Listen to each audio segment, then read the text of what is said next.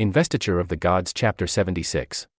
General Han Rong, what was his initial plan? Well, his first instinct wasn't some heroic last stand. Not at all. The text is quite specific, actually. He was getting ready to basically pack up his household goods.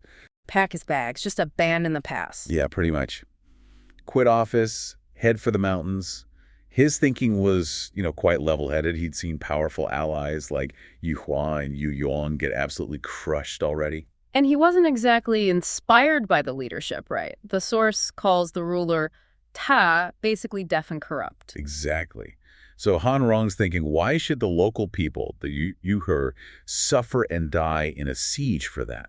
His priority was shifting, I think, towards protecting his immediate community. It sounds like a pretty reasonable position, honestly. Pragmatism over blind loyalty to a rotten system. It's a very strong argument for, local responsibility when the central authority collapses. But his sons saw things very differently. Oh, yes. Han Shang and Han Bian, they step in and just shut it down. Completely. They come at him with the full force of traditional honor codes. They basically say, look, Dad, you've received high titles, big salary from the state. You owe them. They see abandoning the post as a permanent stain on his reputation, regardless of the circumstances. Precisely. They hit him with that classic line. In the altar of the state, one dies for the state. In the frontier, one dies for the frontier. It's powerful stuff. Duty above all. It is powerful, but it also feels, well, is it just about honor or is there something else driving them? Because it seems like a huge gamble. Well, that's where it gets interesting. They don't just rely on guilt or rhetoric. They reveal they have an ace up their sleeve. They tell them they've just finished mastering some kind of esoteric art. Okay, so that's the pivot. They're not just demanding a suicide mission. They genuinely believe they can win. Right. And that shifts the whole dynamic. Suddenly, it's not just about abstract loyalty versus pragmatism anymore. Right. Now there's this secret weapon involved. Which brings us to the main event. The 10,000 Blades chariot. The Han Sheng goes into the study and comes back with, well, describe it. This is the part that always gets me. Okay. It's described as ingte. It's literally a paper-made spinning disc, like a child's pinwheel or a paper windmill. A paper toy. Not some legendary sword or mystical armor. Paper. Exactly. The author clearly wants you to feel that dissonance. This incredibly destructive thing looks like something you'd make in craft class. But obviously it's more than just paper. What makes it work? What are the components? It's all about the ritual elements embedded in it. You've got 4 small banners positioned around this paper disc. Okay. And crucially, these banners are covered with talismans and seals. That's where the power comes from. It's not the material. It's the inscribed magic. And the inscriptions themselves are key, aren't they? The 4 elements. Yes. Earth, water, fire, and wind. Yes. These aren't just random words. They tap into the fundamental forces of the cosmos as understood in that context. So this paper toy becomes a conduit for manipulating reality itself. Weaponized cosmology, essentially. You got it. And it elevates the whole thing way beyond simple mechanics or, normal warfare. And where did the sons even learn this? They didn't invent it, right? No. They learned it from a wandering monk, a figure named Feiji. Apparently, they'd hosted him for a meal sometime earlier. Another classic trope, secret knowledge passed down by mysterious masters outside the official channels. Right. And Feiji, apparently having foreseen Jiang Zi's advance, gave them this technique, this show or magic treasure, specifically to defend Sishui Pass. He knew conventional means wouldn't be enough. So Han Rong hears all this, sees this paper thing. He must have been deeply skeptical. Oh, almost certainly, which is why the sons immediately arrange a demonstration out on the training grounds. They need to prove it works. What happens? It's quite dramatic. The sons ride out, they loosen their hair, draw their swords, standard ritual preparation, and they start chanting. And the effect? Instantaneous and terrifying. The text describes clouds and fog just erupt out of nowhere. Then it's these fierce, eerie winds kick up. Okay, standard spooky atmosphere. But then it ramps up. Karsh's flames shoot towards the sky. And the most chilling part, the promise of Tevra. Millions of flying blades materializing from the chaos. Millions! From paper windmills. That's the power they command. And Han Rong's reaction is perfect. He's utterly terrified, but also delighted. Delighted. That seems like an odd reaction to utter terror. Well, terrified by the power, but delighted because he suddenly sees a path to victory, maybe. His fear of defeat is instantly replaced by the prospect of wielding this overwhelming, almost unfair advantage. So the demonstration works. Han Rong is convinced. What's the next step? How do they prepare for actual battle? This is where the scale becomes mind-boggling. Han Xing claims they have 3,000 of these chariots ready. 3,000 paper death machines. Yeah. And he boasts they can take down Jiang Ziya's entire army, all 600,000 of them, with just these. That's ambitious. Yeah. But it's not just about having the weapons, right? They need soldiers to wield them. Exactly. So they select 3,000 Thudi elite soldiers. This isn't something you just hand out to raw recruits. And there's specific training involved. Yes, sure. Which means 2 sets of 7 days, so 14 days of intense preparation. This suggests it wasn't just physical training, but probably spiritual or ritual conditioning too. And they had a specific look, didn't they? A uniform. They did. Black clothing, sifur. They wore their hair loose, like the sons did in the demo. And they were barefoot. Black clothes, loose hair, barefoot. What's the significance there? Ritualistic. Probably. Black often connects to, darker, more yin aspects, maybe related to the elemental control. Being barefoot could be about grounding, literally connecting to the earth to channel energy. It all points to the soldiers becoming part of the ritual themselves. So they're not just soldiers anymore, they're conduits for this power. Pretty much. And the handling was precise. Left hand holds the chariot, right hand holds a saber. It's disciplined, synchronized, mystical warfare. Okay, so 14 days pass. The training's done. 3,000 elite, barefoot, paper windmill-wielding soldiers are ready. What happens when Jiang Ziya actually arrives? Jiang Ziya marches his army out, likely expecting a standard battle or siege. General Wei Ben, one of his commanders, rides out to issue a challenge to Han Rong. But Han Rong doesn't take the bait. Nope. Han Shang and Han Bian step forward instead. They engage Wei Ben, but only for a few rounds. Yeah. It's almost perfunctory. Just going through the motions. Seems like it, because then Han Shang quickly pretends to flee, pulling Wei Ben into pursuit, drawing him away from the main Zhu force. Classic decoy tactic. And Wei Ben falls for it. He does. He chases Han Shang, probably thinking he's got the arrogant young general on the run. But then Han Shang suddenly stops. He takes off his helmet and waves his spear. The signal. That's the signal. And immediately, those 3,000 soldiers unleash the 10,000 blades chariots all at once. What does the text say it looked like? What did it feel like on the receiving end? It's pure chaos. The chariots move like cheery with the force of wind and fire. Instantly, the whole world is obscured by clouds and fog. Visibility drops to 0. Total sensory overload. Absolutely. You get descriptions of sand and stones rolling and flying everywhere, mixed with dark smoke or energy. And then the blades hit sands and 10,000 spears and halberds flying through the mist. Devastating. What happens to the Zhu commanders caught in it? Wei Ben? Wei Ben is hit immediately, wounded, barely staying on his horse. Another key general, Wu Ji, is also struck, nearly knocked unconscious. So even seasoned warriors, presumably well-armored, are just instantly taken down. Yeah, conventional defenses mean nothing against this kind of attack. It bypasses armor, skill, everything. It's elemental power made manifest. And the effect on the rank-and-file soldiers? The 600,000. Complete rout. Absolute panic. The description is incredibly vivid. Say, bang, are crashing into each other, just wailing in misery. Horses are trampling horses, panic neighing like the cries of ghosts. It's the complete breakdown of military order. Yes. Discipline just evaporates. Utterly, when the attack is that sudden, that inexplicable, and that overwhelming, there's no strategy left. It's just raw terror. And the atmosphere itself changes. Yes, that's a key detail. What was where? A clear, bright day suddenly becomes Buryo. It's like black night or twilight has instantly fallen. The magic literally changes the environment of the battlefield. It really underscores the power dynamic here, doesn't it? Brute force versus specialized knowledge. Absolutely. Jiang Ziya's massive army, the pinnacle of conventional strength, is just shattered in moments by 3,000 soldiers wielding essentially ritually charged paper. It goes badly. Catastrophically, we're talking maybe 8,000 troops just wiped out, gone, in one engagement. Wow. What hit them? It was this weapon called the Myriad Blade Chariot, the Wan Ren Che. Sounds nasty. Oh, it was. The sources describe it like some kind of early mechanized weapon. But the terrifying part wasn't just the blades. No. No, it was amplified by, well, dark arts, magic. It moved incredibly fast, brought its own wind and fire. The text literally says the blades were unavoidable. They just sliced through formations. Okay. Unavoidable, thousands dead. Han Rong's winning. Why would he stop the attack? Why pull back in broad daylight? Yeah, that's the interesting strategic bit. Han Rong was smart. He knew who he was fighting. Meaning? Zia's side had these masters of Dao arts, powerful figures, not just soldiers. Right, the guys with the magic. Exactly. Han Rong figured during the day, these masters would be alert, prepared. They could put up spiritual defenses, protect key people like the Zhu King, maybe even escape using magic. So a daytime win wouldn't be total annihilation? Precisely. He couldn't wipe them out completely while they were ready. He wanted more than just a tactical victory. Okay. He was aiming for utter destruction.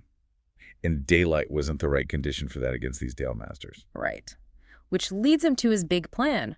The sources call it his ultimate scheme, the Zhu Haoji.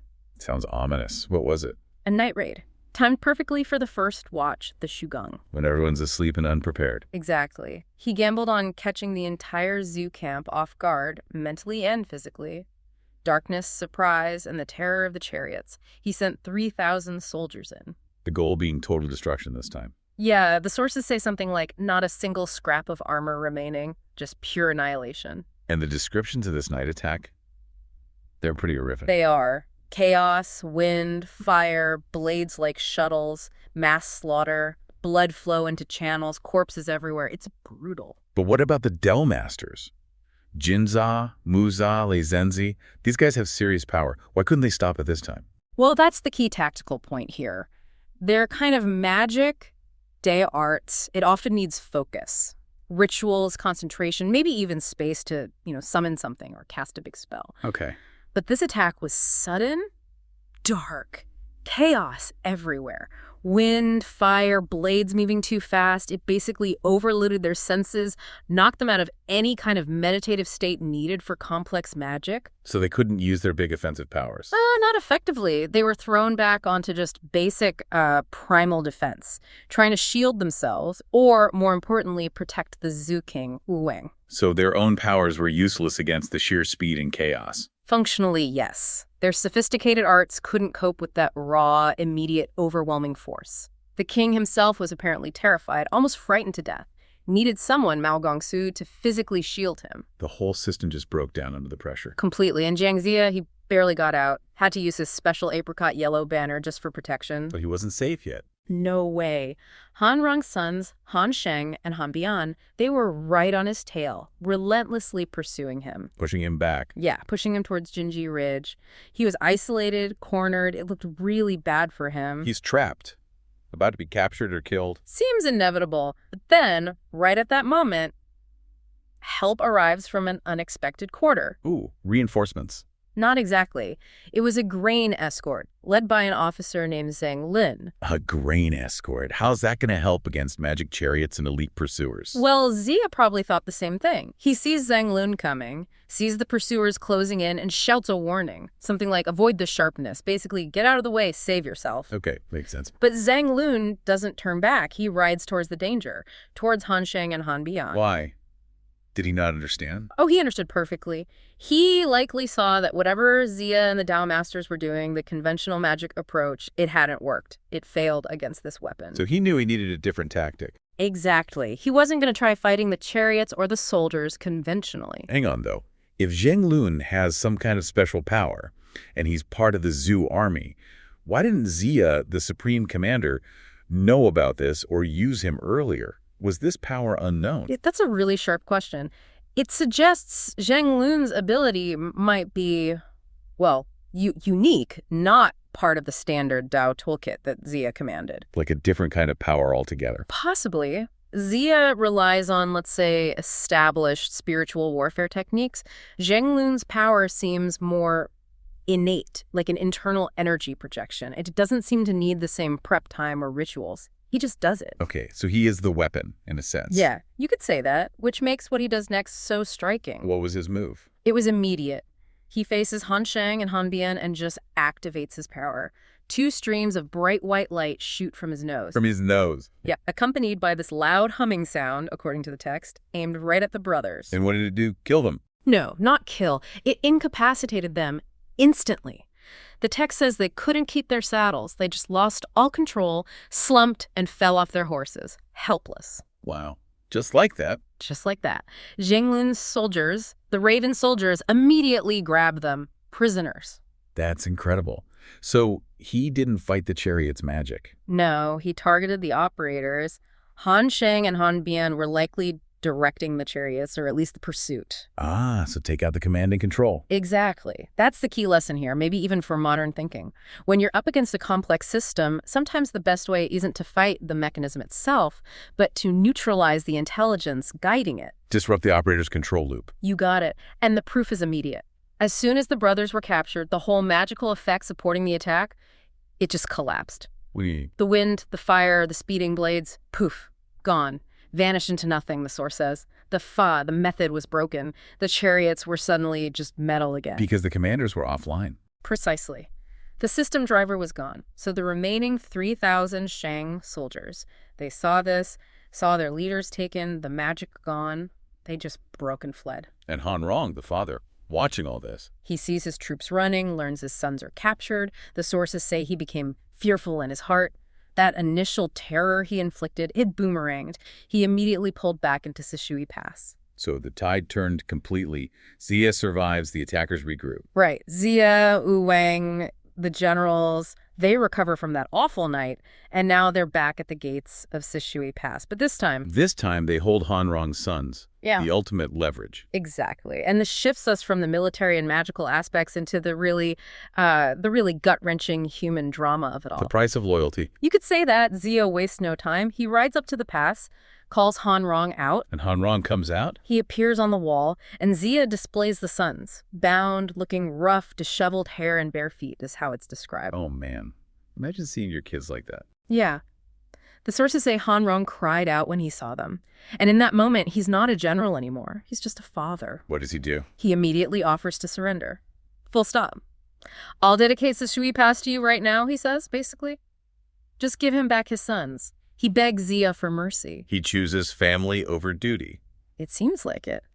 But before Xia can even respond, one of the sons, Han Shang, shouts down from below. He rejects the offer. Loudly. He basically tells his father he's ashamed of him for even thinking about it. Why? To save their lives. Because of Chen Jie, that idea of ministerial integrity, of unwavering duty to your ruler and your post. Ah, right. The core principle. Han Shang yells that his father is a pillar of the Shang dynasty, serving King Zhu. He's taken the king's money, held this vital pass, to throw that all away, to betray his Chen Jie just to save his sons. Unacceptable even to save their own lives. Exactly. He tells his father, hold the pass, wait for reinforcements, don't betray your duty for us. Even knowing King Zhu was a tyrant and the cause was probably lost. He's choosing honor, the abstract principle, over survival. His own, his brother's, his father's potential disgrace. It's an incredible display of commitment to that code, but you can imagine how Xia reacted. Furious, I bet. This isn't noble sacrifice to him, it's defiance. Absolutely. The text says Xia was enraged. This public display of loyalty to the enemy right when he's offering surrender terms, it was intolerable. So what did he do? No hesitation, ordered their immediate execution right there below the wall. Brutal. And someone carried it out. Nangong Shi carried out the order instantly. Han Shang and Han Bian were slain. And Han Rong, watching from the wall. He saw his sons killed for upholding the very principle he likely taught them, the duty he lived by. What could he even do? He cried out, and then, in a final act mirroring his son's commitment, he threw himself off the city wall. He killed himself. Fell to his death. Father and sons, all lost in moments, bound together by this code of Chen Jie. A triple tragedy. Wow, just devastating. The victory is Zhu's, but the moral weight. It hangs heavy. And later commentators, there's a poem mentioned, they actually praise the Han family. Not for fighting Zhu, but for their loyalty itself, for sacrificing their lives to fulfill their duty, their zhongzhan, their unwavering loyalty, even to a failing cause. Tai Zenren, Neza's master, calls him up. Right, Neza's healed from previous fights, ready to go back down the mountain, rejoin the Zhu campaign. Standard stuff so far. But the master has one last thing, a divine power-up.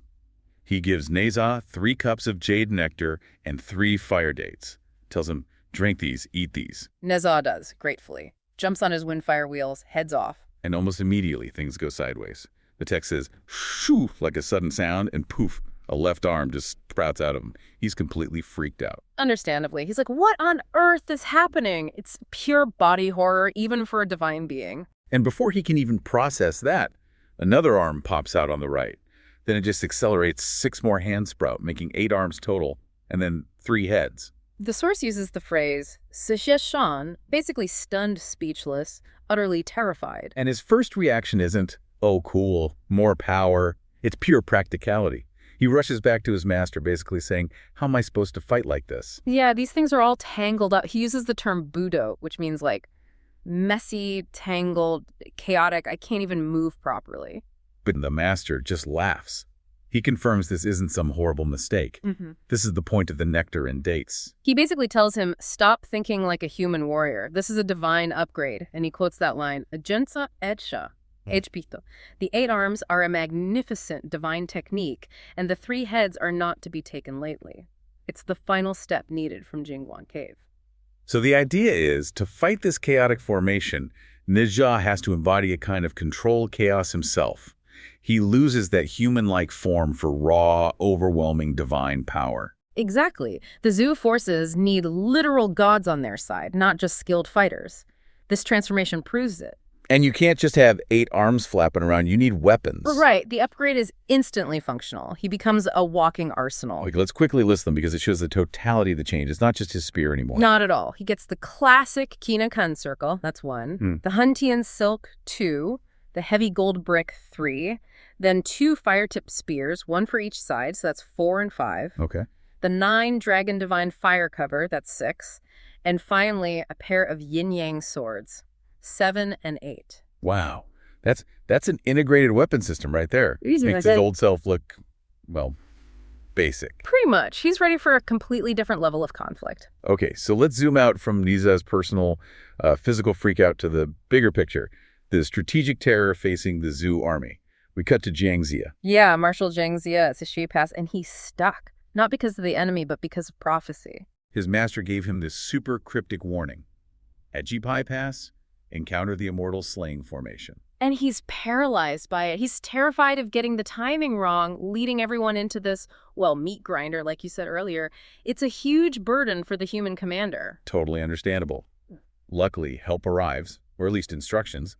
Huanglong Zhenren, the Yellow Dragon true person, shows up. And the message is blunt. Stop. Halt the mortal army's advance right now. Forget Jipai Pass for a moment. So what's the new plan? Focus everything on building a new true. A reed pavilion, basically. But this isn't just some tent. It's a grand temporary hall specifically to welcome all the true persons and masters who are about to arrive. Ah, so it's like a celestial receiving station. Exactly. They're preparing for the master teacher, their supreme leader. The whole mortal war effort is put on pause for divine summit logistics. And right into this scene of, like, holy construction chaos. Tai comes Nizha in his new form. Talk about an entrance. Blue face, red hair, 3 heads, 8 arms. Riding his windfire wheels, the soldiers on watch, they freak out. They report back to Jiang Ziya that some feels unrecognizable general is at the gate. They think it's an attack. And get this, Jiang Ziya sends out Li Jing, Nizha's father. To scout this. Yeah, this monster. And Li Jing goes out, sees this terrifying, blue-faced, multi-limbed being, and somehow recognizes his son under all that. It's actually a kind of darkly funny moment. Oh yeah, that's just Nizha. He goes back and tells Jiang Ziya the whole story about the fire dates and the nectar. Jiang Ziya must have been so relieved, like, okay, not an enemy demon, just my super-powered vanguard. Exactly. It confirms the transformation, however grotesque, is sanctioned. It's part of the plan. Right. So that little crisis is averted. Now the main event begins. The grand assembly at the Reed Pavilion. Jiang Ziya leaves King Wu safe and travels out there. Yeah, about 40 light out. He goes with Huanglong Zhenren. And this is where you, the listener, really grasp the cosmic weight of this whole thing. Because it's not just a few helpers showing up. No, it's the Pantheon. Over the next 2 days, the immortals start pouring in. This isn't a skirmish, it's the universe calling in its deaths. So who arrives? We're talking the big guns here. Absolutely. First day, you get key figures like Guan Chengzi and Qi Jingzi. Then more of the 12 golden immortals. Zhu Liu Sun, Wenshu Guangfa Tianzun, Puxian Zhenren, Xiang Daoren, Yu Ding Zhenren. Wow, okay. That's already a powerhouse group. And they keep coming. Day 2 brings Yun Zanzi, Taiyi Zenren as A's own master, Kingzhu Dao de Zanjun, Dao Jing Tianzun, Lingbao de Faxi. Jiang Ziya is basically just greeting deity after deity. Intense. And then Luya Dao Ren arrives, and he brings the crucial context, right? He mentions Ji Yun. Yes, Ji Yun. This is huge. It means something like karmic calamity or a destiny cycle that must be fulfilled. Li Yao lays it out. This formation, the Zhuxunzen, and the even bigger one later, the Wanxunzen, they're not just battles. They're required. They are required by fate, by the accumulated karma of everyone involved. It's the only way to clear the slate. So Neza's crazy transformation, this massive gathering the whole war, it's all part of paying off this cosmic debt. Pretty much. Luya says only after they go through this cleansing fire can they be free to pursue real enlightenment. Itra, or their cultivation, the battle is a necessary ritual. Mind-blowing. And the final arrival. Ren Deng Dao Ren, the lamp-burning Taoist, he's a major figure, and he confirms it. The formation is right ahead. They've reached the threshold. Okay, so now they have to actually look at this thing. What happens? Well, first, Ren Deng points out it's hidden. There's this thick, ominous red energy obscuring everything. You can't see the structure, just feel its killing intent. But the other side wants them to see it. Seems like it. Dua Bao Dao Ren, from the enemy Jiji sect, performs a palm thunder technique and uses it to pull back the red mist, like drawing a curtain. Revealing the Zhuxin Zen. And the description is chilling. Oh yeah, it lives up to the hype. Killing intent, soaring dark gloomy clouds, strange swirling fog, cold winds whipping around. And it's not even stable. Not at all. The text says it's constantly shifting, appearing, disappearing, moving up, down, back, forth. It's designed to mess with your head, pure psychological warfare through cosmic power. It sounds terrifying. Huanglong Zenren calls it a killing calamity. They know the danger. They absolutely know. Rande even tries to warn them, quote, some old wisdom about a mortal staying out of human conflicts. But they can't resist. This is maybe the most human moment in the chapter. Despite the warnings, despite the obvious immense danger, They have to look. they rush down from the pavilion. 8 or 9 of the 12 golden immortals, these incredibly powerful, wise beings, they just charge forward to get a closer look at this terrifying spectacle that's about to engulf them.